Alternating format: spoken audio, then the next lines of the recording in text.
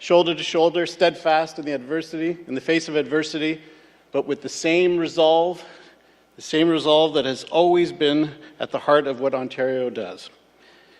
It is an absolute honor to be with you here today, flanked by my cabinet and caucus colleagues, each of whom has shown an unwavering dedication to our cause of building a bigger, better, stronger province of Ontario. And I am also grateful for the tireless efforts and support of Associate Minister Vijay Thanagasalam and my parliamentary assistant, Matthew Ray. Today we face a significant challenge, the threat of crippling tariffs by our closest ally and largest trading partner. The US and Canada share a deep history and a common vision built on mutual benefit. Yet make no mistake, while these circumstances may test us, we remain committed to defending and standing firm in the defense of our shared success. We will not bend. We will not break before a president who looks to sacrifice his own nation's prosperity for the sake of empty bravado. We are Canadians, and we are Ontarians. And frankly, we are made of sterner stuff. Now, we have faced trials in the past, trials that would have broken others, and yet we have always emerged stronger. In the great struggles of 2 world wars, we triumphed where others faltered. In Afghanistan, we stood as America's most steadfast and reliable ally. After the horrific attacks of 9/11, we opened our doors and our hearts. Our scientists have helped send men to the moon. Our ingenuity and strength have powered America's industries. And time again, in every conflict, in every struggle, we have stood firm. We have built a great nation, and we will not be underestimated. When we are tested, we rise. When we are pushed, we move forward with renewed vigor, and this will not change. We will meet this challenge as Canadians have met all others, steadfast, unwavering, and unyielding. And for generations, it has been our rural communities that have laid the very foundation on which this province stands. Through hardship and struggle, you have led us, provided for us, and shown us the way forward. Now, under the resolute leadership of Premier Ford, our government has not merely acknowledged the unique challenges of rural and northern Ontario, we have actively unleashed the tremendous opportunity that these regions offer. We have not simply listened to your concerns. We have answered them with action. We have opened doors once shut by those who dismissed your potential, who turned their backs on your needs, and who allowed many of our communities to wither. For 15 long years, the previous government turned a blind eye to the needs of the North, closing schools, imposing unwanted energy projects on unwilling communities. Now, they failed to see what we see, the incredible potential of rural and northern Ontario as an engine of prosperity for this entire province. Our government is focused on building a brighter future for rural and northern Ontario. We have dismantled the barriers that have stifled growth and opportunity, and brick by brick, we are rebuilding. Now, we're not just talking about change, we are making it happen, and since 2018, we have set in motion a transformation like no other. We have cut taxes for job creators by over $8 billion while reducing over $1 billion in red tape. We have attracted billions in new investments in manufacturing, creating over 850,000 jobs and strengthening local economies. We've supported and invested in the skilled trades, the unsung heroes who build the very fabric of our communities. And we have more than doubled our commitment to education with the largest funding increase for new schools in Ontario's history. And gone are the days when communities were forced to accept energy projects they did not want. Now, we are leading when it comes to energy. We are leading in energy development with a bold new vision for the future, new nuclear projects, and up to $50 million worth of investments to support local communities. In healthcare, we've increased funding by more than a third, an investment of over $85 billion last year alone. We're expanding primary care teams at an unprecedented rate, connecting thousands of Ontarians to the healthcare they deserve. We're building more hospital beds than the previous government did in 15 years, with more than 3,000 since 2020 alone.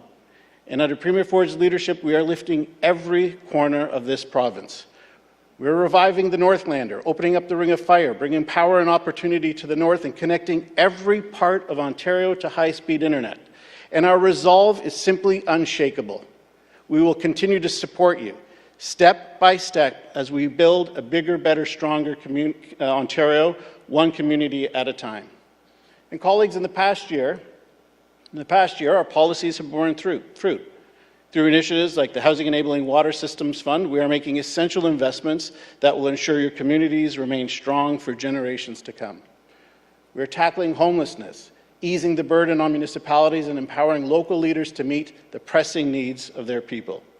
We have slashed the red tape that has long stifled housing development, including fast-tracking approvals for major student housing projects. But colleagues, we know that there is still more that needs to be done. That is why our government is exploring new, fair, and more sustainable ways to fund critical infrastructure without burdening home buyers, and we stand fully beside our municipal partners as they strive to meet the needs of our communities. We are considering innovative solutions to foster growth in rural communities, including flexible water systems to support development in communities otherwise shut off to it.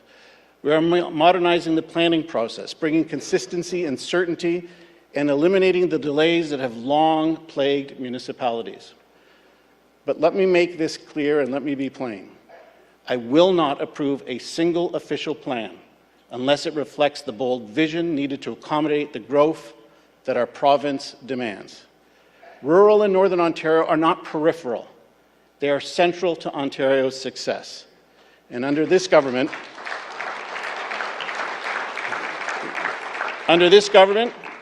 you will have the tools and resources and support that you need to prosper.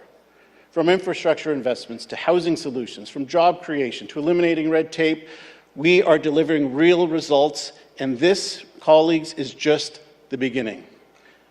Now let us work together, hand in hand, to build a future of prosperity and strength and opportunity for all Ontarians, from the farthest reaches of the north to the heart of our cities.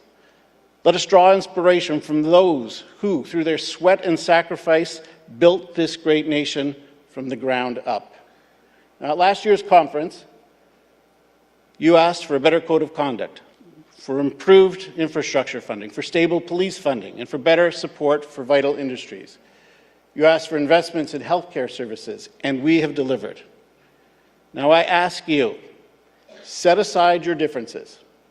Unlock the potential of your communities.